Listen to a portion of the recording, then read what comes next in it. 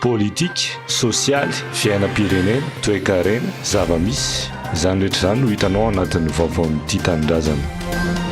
Samy miandry ny lisitra ofisialin'ireo kandida manerana nosy zany ny vahoaka eo anatrehany anatanterahana ny fifidianana be ny tanàna izay isan'ny manakaiky vahoaka indrindra amin'ny 12 Desambra. Ifatoan'ny sainy rehetra hatrany ny eto Andrenivohitra. Samy manana ny paikadiny io, samy maneho fa babany avokoa ary mbola andresy lahatra ny vahoaka ihany koa moa rehefa tonga ny vanim-potoana ny fampelezan-kevitra. Mialoha izay anefa dia mandeha ny ady hevitra samihafa, raikitra ny fitsarana ivelany etseroa dia mandeha ny faneho-kevitra na tsikera arakaraka ny lakaitsinjovan'ny tsirairay sy ny fijery politikany na koa ny tombotsoany avy. Amin'ny lafiny iray dia tena zava-dehibe izany satria maro ny liana amin'ny raharaham-pirenena. Amin'ny lafiny hafa ihany koa anefa dia atao betsaka ihany no toa lasa mivoana sy maka fahavalo amin'ny tsiantony ny hafa.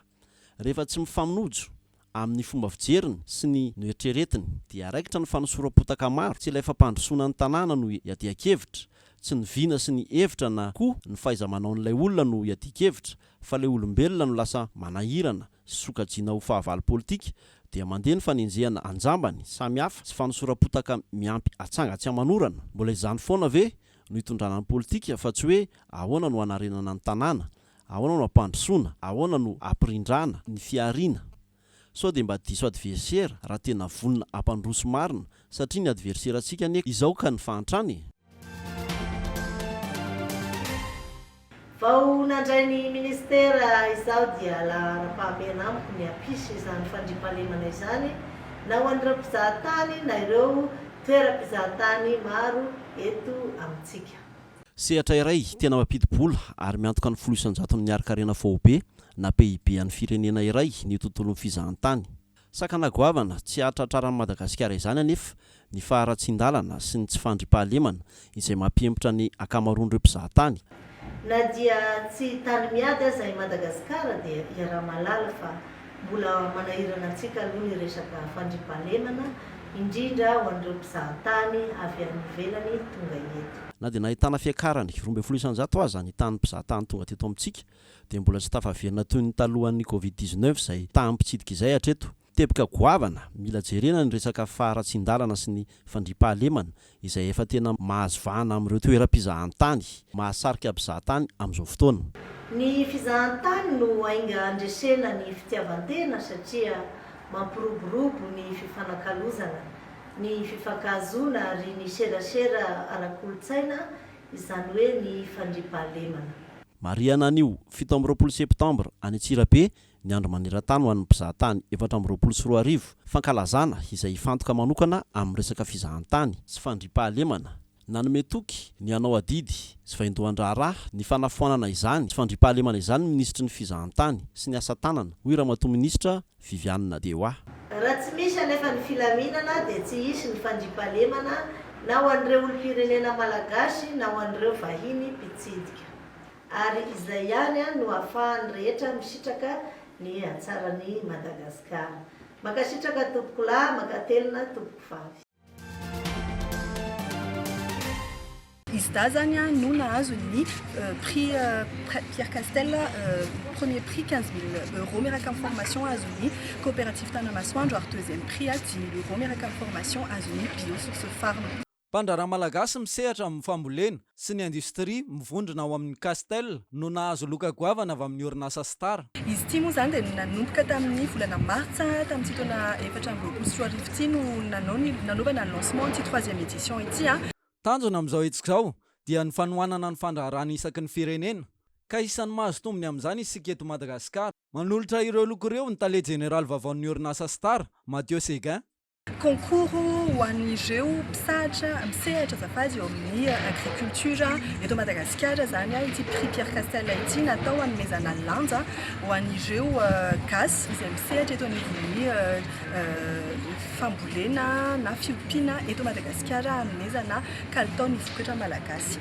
Tanjon'izao tetikasa prix Pierre Castel izao ihany koa ny anohana ara-bola sy fahaizana ireo tanora mpandraharaha izay miasa amin'ny sehatra ny fiompiana sy industria mba ahafahan'izy ireo mivelatra kokoa amin'izany sehatra izany. 200 dossiers no azo entina ny orinasa stage ary ireo 200 dossiers ireo rehefa natao fifantinana dia 35 dossiers no azo atao hoe tena nafea ny zavatra ilaina rehetrarehetra amin'ilay prix Pierre Castel.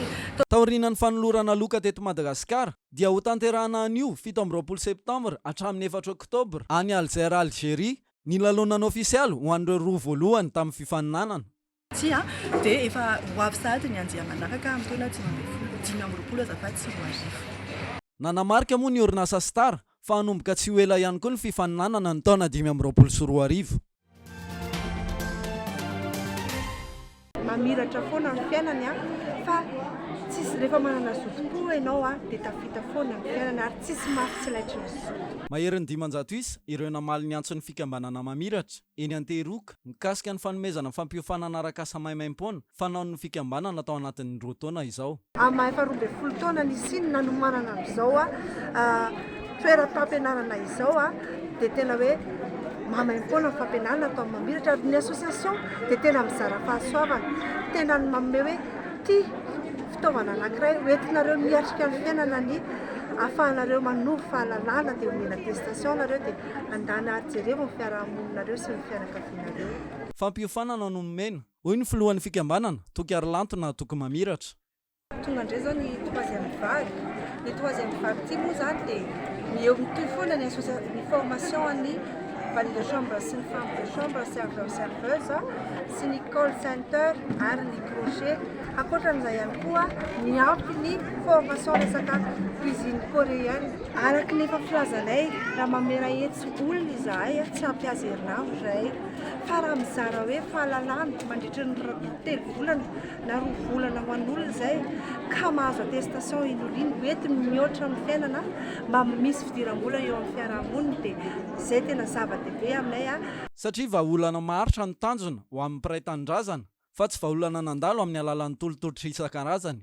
Ny tombony dia izao ankehitriny dia maro ireo ray aman-dreny sahirana tsy manana fahafahana entina ampianarana an'ireo zanany ary ny tombony amin'ny association mamiratra amin'ny fiofanana omeny association mamiratra dia eo izy hoe eo ny fiarah-miasa amin'ireo ministera sy ireo mpiara-miombonantoka fa tena ny attestation hoentiny dia ahafahan'izy ireo mba miasa any ivelany any sy miasa eto atoa dia miasa avy hatrany eo amin'ireo orinasa.